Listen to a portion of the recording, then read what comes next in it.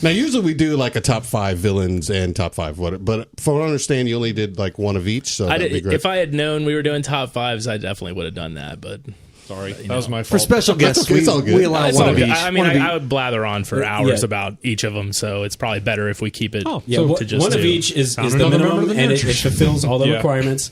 Top 5s, I'm good with it. I'm good with it. All right. So, hero or villain? Which one do you want to start with? Let's start with the hero, because you know what? The villain's the fun part. Let's go alphabetical. Hero. All right. For hero, I went with Snake Eyes. Nice. Wow. Out of left field. This is one of the first we've heard. Why? Big fan of the original G.I. Joe run on Marvel. And Michael, why is that out of left field? You have like at least 3 posters with Snake Eyes on them. Well, yeah, but I mean, like nobody here actually said G.I. Joe. So it's kind of like, you think comics, you don't think, like, I don't initially think G.I. Joe, because to me, I didn't see the comics till after the TV show. At first, I started thinking about superheroes, like, you know, the stuff that pops in, like Daredevil and Spider-Man and that sort of stuff. And then I was talking to my wife, and she started getting me thinking, like, off the beaten path, like Jesse Custer from Preacher and stuff like that, you know, kind of nice. So then I just started. That opened up a whole nother thing, and I know when I was younger, Snake Eyes was always my favorite. So you went on a tangent in your own head. Oh yeah, again, tangents fully endorsed. Well, I had to think out of the box, because you know you always start with the big names. Oh, of course, of course, yeah, and then work your way down.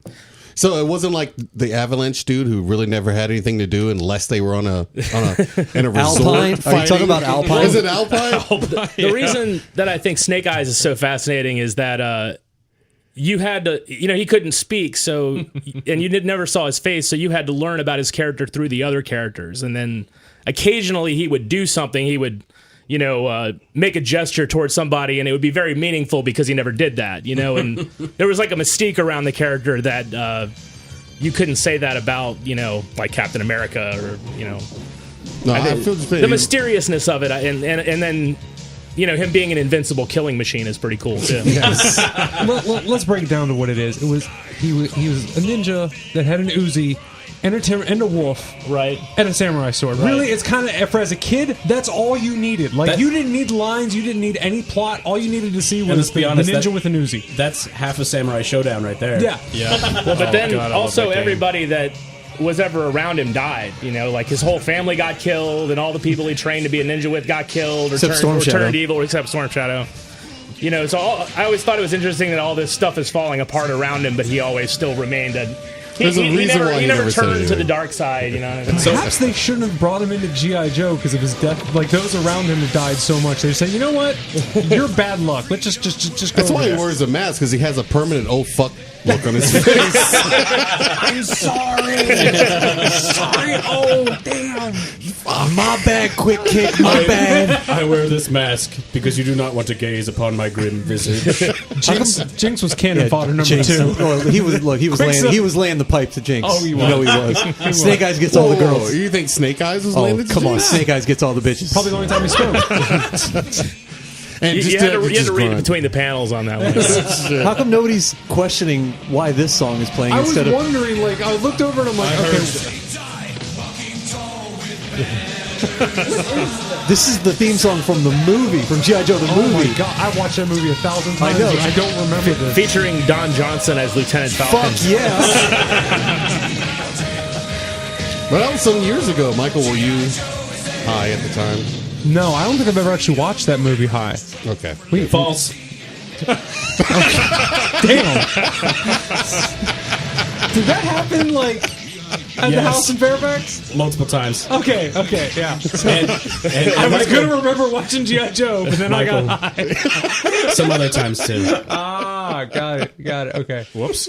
Wow. I was going to watch a G.I. Joe movie, but then I got high. No, it's not. Boom. I was going to watch Transformers 2, but then I got high. I heard the Thundercats were on TV, and I know why. Why, Sean? Cause I got high. Yeah, I got high. Yes, I got high. All right, so that's over. Thank you very much for not letting me hang out there, by the way. I got you, man. That was great. I got you. And also song tangents.